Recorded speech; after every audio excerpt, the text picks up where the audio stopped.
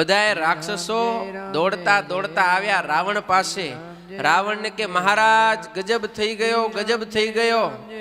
રાવણ કે પણ થયું શું ઈ તો કયો. ત્યારે કેવા લાગ્યા, નાથ એક આવા કપી ભારી, તેહી અશોક વાટિકા ઉજારી. એ કે મહારાજ એક કપી વાંદરો આવી ગયો અશોક વાટિકામાં અને આખી અશોક વાટિકાને ઉજ્જડ કરી નાખ્યો. ઝાડ ઉખેડી ઉખેડીને નાખી દીધા, ઉજ્જડ વન બનાવી દીધું, વૃક્ષો બધા ઉખેડી નાખ્યા. રાવણ કે આટલું બધું કરી નાખ્યું, તમે શું કરતા હતા? બધાએ કહેવા લાગ્યા, અરે મહારાજ અમે એને રોકવા માટે ગયા પણ એણે અમને એવો માર માર્યો, એવો માર માર્યો, વાત મૂકી દો. રાવણ કે પણ ઈ છે કોણ? એ કે મહારાજ અમને બીજી કંઈ ખબર નથી, ક્યાંથી આવ્યો અને કોણ છે ને કેવી રીતે આવ્યો, શું કરવા આવ્યો, કાંઈ ખબર નથી, પણ એક વાંદરો છે એણે આ બધું તોફાન કર્યું છે. રાવણ એના પુત્ર અક્ષય કુમાર સામે જોયું અને કીધું કે જા તું જઈને જોઈ આવ કે એ છે કોણ. ને અક્ષય કુમાર ઉપડ્યો મોટી સેના લઈને. અને આ બાજુ હનુમાનજી મહારાજ તો આંખ બંધ કરીને ભજન કરે છે. શું કરે છે? શ્રી રામ જય રામ જય જય રામ, શ્રી રામ જય રામ જય જય રામ, શ્રી રામ જય રામ જય જય રામ, શ્રી રામ જય રામ જય જય રામ, શ્રી રામ જય રામ જય જય રામ. આમ ઘણી વાર સુધી ભજન કર્યું ને પછી હનુમાનજી મહારાજ જોયું, જરીક આંખ ખોલીને કે કેવા બધા ભજન તો કરે રહ્યા ને. જેવી આંખ ખોલી તો સામે કોઈ મળે નહીં. આંખ ખોલીને જોયું તો સામેથી અક્ષય કુમાર આવતો દેખાણો. અને જેવો અક્ષય કુમાર આવ્યો ને હનુમાનજી મહારાજ એક ઝાડ ઉખડીને એના ઉપર ઘા કર્યું. અક્ષયનો ત્યાં જ ક્ષય થઈ ગયો. અક્ષય કુમાર મૃત્યુ પામી ગયો અને રાક્ષસોએ જોયું કે આ તો અક્ષય કુમાર પણ મૃત્યુ પામ્યો અને ભાગદોડ મચી ગઈ. ભાગો ભાગો ભાગો. હનુમાનજી મહારાજ આવી ગયા. પકડ્યા. ક્યાં ભાગ્યા? એ કે બચવા માટે બચવું છે કે હા. શું કરો? શ્રી રામ જય રામ જય જય રામ, શ્રી રામ જય રામ જય જય રામ, આમ શ્રી રામ જય રામ જય જય રામ, શ્રી રામ જય રામ જય જય રામ, શ્રી રામ જય રામ જય જય રામ, શ્રી રામ જય રામ જય જય રામ. પાછા બધાને બેસાડી દીધા ભજન કરવા માટે. અને બધા ભજન કરવા લાગ્યા. હવે રાક્ષસો વિચાર કરવા લાગ્યા કે આપણે બધાએ ભાગી જાશું તો મેળ પડશે નહીં, માટે એક બે જણા જાઓ અને રાજાને સમાચાર આપો કે અક્ષય કુમારનો પણ આ વાંદરાએ તો વધ કરી નાખ્યો. એટલે બે ચાર જણા વચ્ચેથી હરકી ગયા અને આ બાજુ તો હનુમાનજી મહારાજ ભજન કરાવ્યો.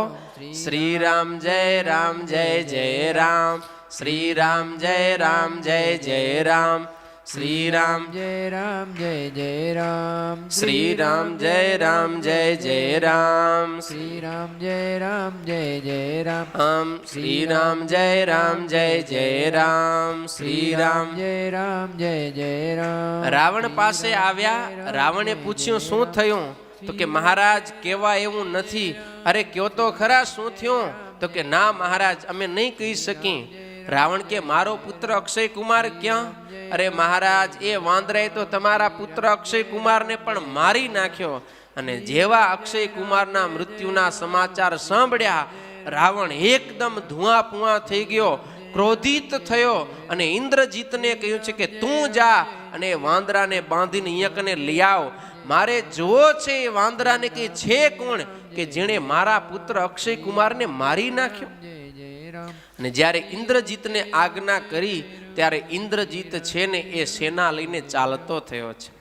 ચલા ઇન્દ્રજીત અતુલિત જોધા, બંધુ નિધન સુની ઉપની ક્રોધા. ઇન્દ્રજીતે પણ પોતાના ભાઈ અક્ષય કુમારના નિધન એટલે મૃત્યુના સમાચાર સાંભળ્યા. એને પણ ક્રોધ ઉપડ્યો અને યોદ્ધાઓને લઈ અને એ પણ હનુમાનજીની સાથે યુદ્ધ કરવા માટે આવ્યો છે. મનમાં એ જ બસ એક વાંદરો શું કરી લે એમ કરીને આવ્યો અને જ્યાં હનુમાનજી મહારાજ ઉપર પ્રહાર કરવા જાય અને હનુમાનજી મહારાજ એક ગુસ્તો મુઠ્ઠો માર્યો ને દૂર ઝાડવામાં જઈને ફેંકાઈને પડ્યો છે ને આંખે અંધારા આવી ગયા. અને ઇન્દ્રજીતને ખબર પડી ગયો કે આ હું વાંદરાને સામાન્ય જાણું, આ કોઈ સામાન્ય વાંદરો નથી, આ તો કંઈક વિશેષ છે, માટે આને વશ કરવા માટે મારે માયાનો પ્રયોગ કરવો પડશે. એટલે ઇન્દ્રજીત પછી માયાનો પ્રયોગ કરવા લાગ્યો. અનેક પ્રકારની માયા સર્જન કર્યું છે, અનેક પ્રકારના રૂપ ધારણ કરે, અલગ અલગ આસપાસથી ઉપર નીચેથી જેમ તેમ એ પ્રહાર કરવા લાગ્યો. હનુમાનજી મહારાજ કરે, અરે ઇન્દ્રજીત માયાનો શું પ્રયોગ કરે છે? જો તાકાત હોય ને શૂરવીર હોય તો સામી છાતી આવીને મારી સાથે યુદ્ધ કર. એટલે ઇન્દ્રજીત છે એ કહેવા લાગ્યો છે એ કે તું મારી માયાથી બચ, બસ આજે તો હું તને જીવતો નહીં મૂકું, હમણાં જ તારા રામ નામ સત્ય કરી નાખું. અને ઇન્દ્રજીત રાક્ષસોને કહેવા લાગ્યો છે, આ ઇન્દ્રજીત રાક્ષસોને કીધું કે તમે જાઓ અને આ વાંદરાને પકડો, પણ રાક્ષસો કોઈ હિંમત કરતા નથી. અને ઇન્દ્રજીત પોતે માયાવી રૂપ ધારણ કરીને જેમ તેમ છુપાવા લાગ્યો. એટલે હનુમાનજી મહારાજે પછી શું કર્યું, જેટલા રાક્ષસોને લઈ આવ્યા હતા ને એ રાક્ષસો ઉપર તૂટી પડ્યા, યોદ્ધાઓ ઉપર, ને એને કૂટવા લાગ્યા.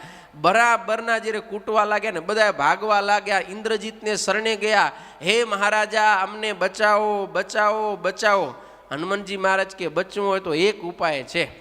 હવે કયો ઉપાય એ પૂછવાય ના રે, આવો એની મેળે જ ભજન કરવા મંડી ગયા. શ્રી રામ જય રામ જય જય રામ, શ્રી રામ જય રામ જય જય રામ, શ્રી રામ જય રામ જય જય રામ, શ્રી રામ જય રામ જય જય રામ. બધાએ રાક્ષસો જોર જોરથી તાળીઓ પાડીને રામ નામનું ભજન કરવા લાગ્યા. ઇન્દ્રજીત નીચે ઉતર્યો, જોયું બધા રાક્ષસોને કે અરે આ તમે શું માંડ્યું છે, કે યુદ્ધ કરવા આવ્યા છો કે ભજન કરવા માટે આવ્યા, કરો શું તમે બધા?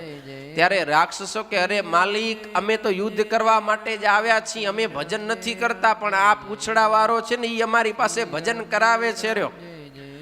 ઇન્દ્રજીત કહે કે આ એને હનુમાનજી ઉપર ક્રોધ ચડ્યો ને હનુમાનજી મહારાજ સાથે એને ભયંકર યુદ્ધ થયું છે, દ્વંદ્વ યુદ્ધ ઇન્દ્રજીત અને હનુમાનજી મહારાજનું. પણ ઇન્દ્રજીત ગમે એટલા પ્રયત્ન કરે હનુમાનજીને જીતી શકતો નથી. ના છૂટકે અંતે એણે બ્રહ્માસ્ત્રનો પ્રયોગ કર્યો છે. અને બ્રહ્માસ્ત્રને સામેથી આવતું જોયું હનુમાનજી મહારાજે વિચાર કર્યો કે હું ધારું ને તો આ બ્રહ્માસ્ત્રને પણ મારી છાતી ઉપર અધરાઅધર ઝીલી લઉં, કારણ કે મારા ઉપર તો રામની કૃપા છે. એટલે આ બ્રહ્માસ્ત્ર મારું કંઈ બગાડી ન શકે. પણ જો બ્રહ્માસ્ત્રને હું એમને વિફળ કરી નાખીશ તો બ્રહ્માસ્ત્રનો મહિમા ઘટી જશે અને પછી કોઈને બ્રહ્માસ્ત્ર ઉપર વિશ્વાસ નહીં રહે. માટે બ્રહ્માસ્ત્રનું માન રાખવા માટે હનુમાનજી મહારાજ મૂર્છિત થવાનું નાટક કરી અને ધરતી ઉપર ઢળી પડ્યા છે. ઇન્દ્રજીતે સૈનિકોને કીધું કે તમે જાઓ અને હવે આને પકડી લો. પણ કોઈ રાક્ષસ છે આગળ આવતા નથી. બધાને અનુભવ છે આ વાંદરાનો, કોઈ નથી આવતા. એ કે ના મહારાજ અમે નહીં જઈ, અમે નહીં જઈ. ઇન્દ્રજીત કે જાઓ, કે હવે તો એને બ્રહ્માસ્ત્ર મારીને મેં મૂર્છિત કરી નાખ્યો, હવે તમને કાંઈ નહીં કરે. પણ રાક્ષસો કે ના મહારાજ આ વાંદરાનો કાંઈ ભરોસો ન થાય, કે એક લાત મારે ને અમે લંકા મૂકીને જંગલમાં છોડીને ઠેઠ સમુદ્રમાં જઈને પડીએ, કે આનો ભરોસો ન થાય. અને આ બાજુથી ઇન્દ્રજીતે હાકલ કરી જાઓ છો નથી જાતા, નકર તમને હું મારી નાખો. એટલે ડરતા ડરતા રાક્ષસો હનુમાનજી મહારાજને પકડવા માટે આવ્યા. હવે હનુમાનજી મહારાજ આમ વાસ્તવિક રીતે તો મૂર્છિત નહોતા, એ તો મૂર્છિત થવાનું નાટક કરીને પડ્યા હતા. તો જેવા રાક્ષસો આવ્યા કે હનુમાનજી મહારાજ એક આંખ આમ ખોલ્યો, એક આંખ ખોલી અને ત્યાં તો બધા રાક્ષસો શ્રી રામ જય રામ જય જય રામ, શ્રી રામ જય રામ જય જય રામ, શ્રી રામ જય રામ જય જય રામ, શ્રી રામ જય રામ જય જય રામ, શ્રી રામ જય રામ જય જય રામ. આમ રામ નામનું ભજન કરવા લાગી ગયા. ઇન્દ્રજીત કે તમે ફરીથી આ બધું શું ધૂન બોલવા માંડ્યા છો? અને પોતે આવ્યો અને રાક્ષસોને એકોર કરી હનુમાનજી મહારાજને બાંધ્યા છે નાગપાશ વડે.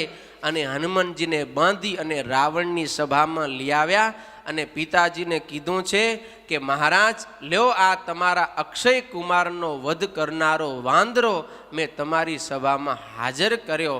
અને હનુમાનજી મહારાજ રાવણની સભામાં આવ્યા અને પછી રાવણ અને હનુમાનજીનો પણ સંવાદ થયો. ક્યાંક ને પહોંચ્યો કથાક્રમ રાવણના દરબારમાં. હનુમાનજી મહારાજને ઇન્દ્રજીત નાગપાસથી બાંધી અને રાવણના દરબારમાં લઈ ગયો છે, રાવણની સામે હાજર કર્યો છે. હનુમાનજી મહારાજ બંધનમાં આવે એવા ન હતા. કેમ ન આવે એવા હતા? તો શંકર ભગવાન ભવાનીને સંભળાવે છે, જાસુ નામ જપીસુ નહું ભવાની, ભવ બંધન કાટહી નર જ્ઞાની, તાસુ દૂત કી બંધ તરુ આવા, પ્રભુ કારજ લગી કપી બંધાવા. જાસુ નામ જપી ભવ બંધન કાટહી. શંકર ભગવાન કે હે ભવાની, જે પ્રભુ રામના નામનો કોઈ જાપ કરે તો એના ભવના બંધન છૂટી જાય. તો એ રામનો દૂત, એને કોઈ બંધન લાગુ પડી શકે ખરું? સૌથી મોટું બંધન કયું છે? ભવબંધન. રામના નામનો કોઈ આશ્રય કરી લે તો પણ એના ભવબંધન છૂટી જાય. જ્યારે હનુમાનજી મહારાજ તો રામના દાસ છે, રામદૂત છે, એને વળી એક નાગપાસ બાંધી શકે? ના બાંધી શકે. પણ આ રામદૂત હનુમાનજી સ્વયં પોતે રામનું કાર્ય કરવા માટે આવ્યા છે ને, એટલે સ્વ ઈચ્છાથી કપીહી બંધાવા, સ્વયં પોતે હનુમાનજી મહારાજ બંધનમાં આવી ગયા છે. બાકી એને કોઈ બાંધી શકે એમ નથી.